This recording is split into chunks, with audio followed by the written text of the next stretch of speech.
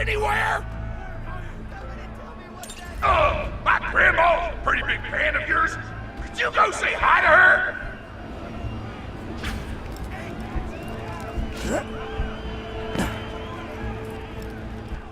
Oh man, it's the Vault Hunter! You are awesome! Didn't you fight Terramorphous? I fought a big creature like that once. He was a big whale squid with 100 tentacles. You ever thought anything with tentacles? Oh, of course you have. Terramorphous had tentacles, how silly of me. Now, where was I? I am so sorry. All right, the whale creature. His name was Blowhole the Apocalypse. I called him the Apocalypse for short. And he attacked my hometown of Tsunami's Edge when I was but a little girl. You ever been to Tsunami's Edge? Great town, nice beaches, great food, and the cost of living is just so low. Even being a single grandmother and working part-time at a scat meat processing factory, I was still able to provide for little Mr. Torg. We may not have been able to afford the finer things in life, like food, but we got by. After all, Mr. Torg and I didn't have anything but one another after that horrible gas leak blew up the iridium mine, killing my son and his lovely wife. From that day onward, my little Mr. Torg vowed to conquer explosions themselves in an effort to avenge his fallen parents, and... oh man, I forgot what I was talking about. Where was... oh right, the Blowhole the Apocalypse! So anyway, I was wrestling Blowhole to the ground, and I have my bicep curled around his blueberry throat. Blueberry? Sorry, I meant to say blubbery. I've got blueberries on the brain, I guess. I grow them in my backyard. Mr. Torg helped me plant them. Thanks again for that, grandson. I love you, Grandma! Anyway, I have my bicep around his blubbery throat, and Mr. Torg starts crying because he really likes whale squids, and he doesn't want to see me hurt one. They are the princes of the ocean! So I let the whale go after giving it a punch in the eyeball so he'll remember me, and it swam away into the ocean. And then I had Mr. Torg drive me to the ice cream parlor. He got me Rocky Road, because Rocky Road's my favorite. I'm extremely partial to the way the marshmallows act like little landmines of flavor amidst the battleground of chocolate. What's your favorite flavor of ice cream? Is it pistachio? I bet it's pistachio. Oh, that reminds me! You'll never guess who I saw today!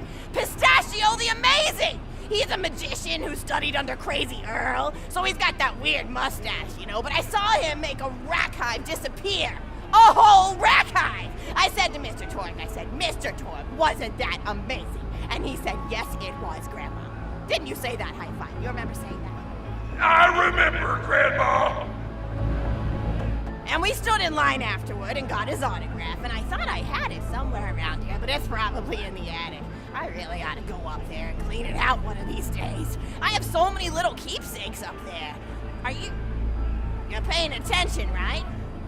Say, what's my favorite flavor of ice cream?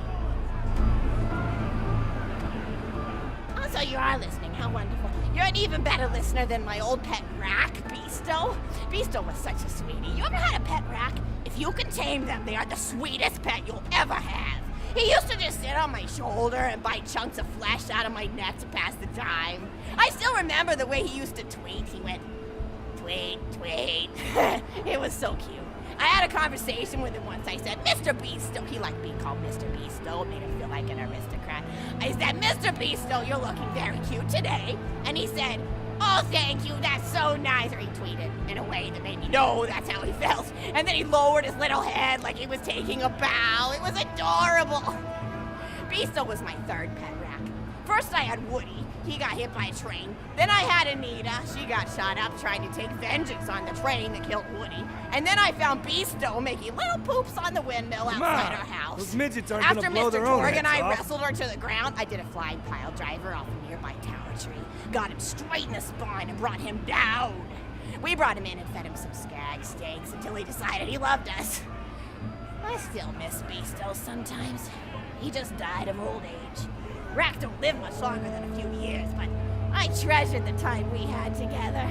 Poor Mr. Torg. When Beasto died, he cried for a week. The kids made fun of him at school, but I told him not to pay them any mind. Being in touch with your emotions is not a character flaw! That's right, high five. Is something wrong? You look confused, Vault Hunter. Oh, you probably haven't heard anyone call Mr. Torg High Five before. The world may know him as Mr. Torg, but the Flexingtons always refer to him using his middle name. It's a Flexington family tradition, after all, to use your grandfather or grandmother's name as your own middle name. And my husband, High Five Flexington, God rest his soul, was the best grandfather Mr. Torg could have asked for before he passed. He taught Mr. Torg dang near everything he knew about firearms. Without High Five's teachings, I don't think the Torg Corporation would exist at all. Gosh, I still remember the first gun Mr. Torg tried to make after his parents died. A Jacobs shotgun with a stick of dynamite attached to the barrel. Torg nearly blew his face off, but he got up, dusted his mustache off, and swore that by the time he reached the age of 11, he would make a gun that fired explosions without killing the operator. And by golly, he did! It took a couple of dozen prototypes before he got the right combination of gun parts and explosives right. But once he did, woo-wee! I'll never forget the plume of smoke that used to be in my neighbor's homestead. They were jerks though, so it's okay. Gosh, I've been talking your ear off for some time, haven't I? It's so kind of you to listen for this long. I've taken up too much of your time already. Please don't feel like you have to stick around any longer. As a matter of fact, take this for giving this old woman some company. Woo!